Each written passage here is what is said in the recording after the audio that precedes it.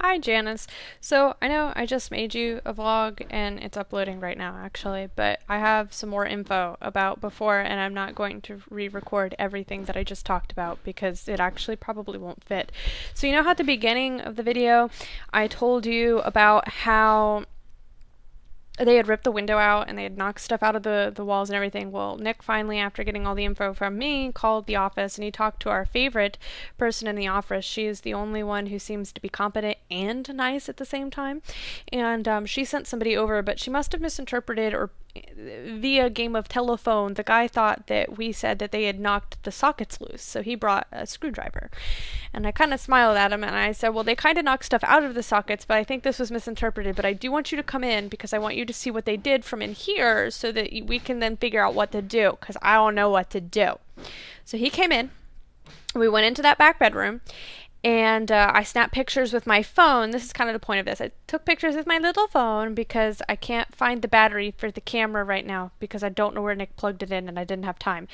And I took pictures of the window and of before. I think they're fixing it now, but like you could like see outside. It's like all up one side and the bottom of it's hanging out, and you can see through the sockets, like you can see light coming through them and you shouldn't and stuff. And I showed him all of that and he's like, all right, none of that is safe and none of that is okay because that means all the electrical wiring on the outside is exposed, for one thing. That's number one.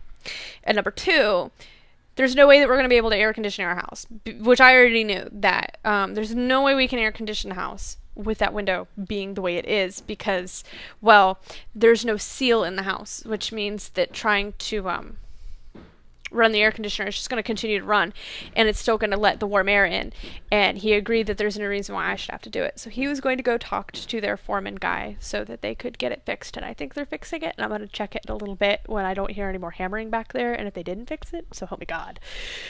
I imagine they're just gonna like nail some boards so that it isn't like leaking as much, like nail some boards to it. Because he's like, well, they are replacing the windows. And I was like, yeah, on Monday. They're not replacing them until then. So all weekend I'm going to have my window open. He's like, yeah, no, that's not acceptable. And I also thought it was interesting that the maintenance man that came in, which is not the maintenance man who barged in the other day. It was another one that's really cool. I kind of like him. He's nice to be around.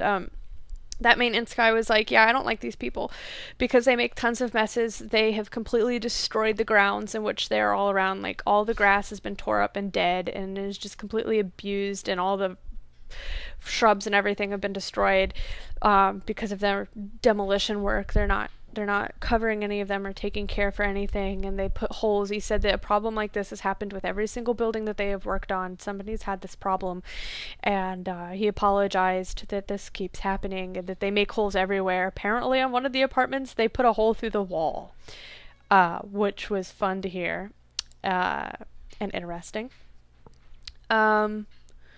So yeah, I'm trying to keep my cool. I'm trying to stay positive. I don't know if they're gonna come back and talk to me again, or if anybody's gonna come knock on the door or anything. I locked them out, so they'll have to knock.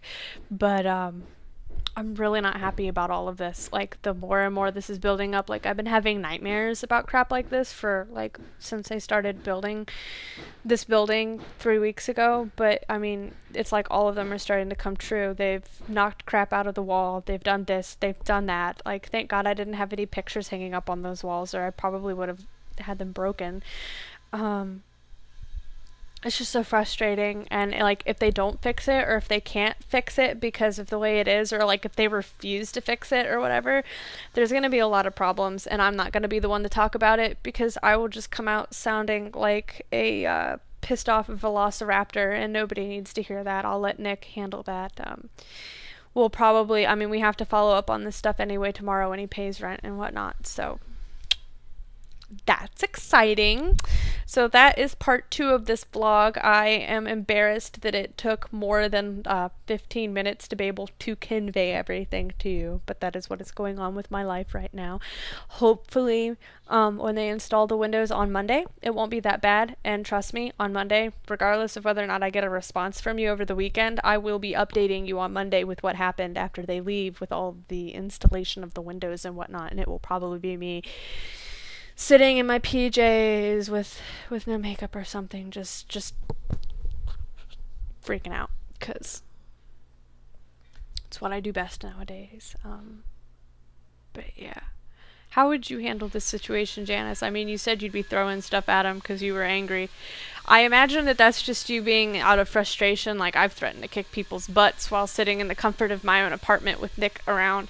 But literally, if you were in my shoes, how would you be handling this?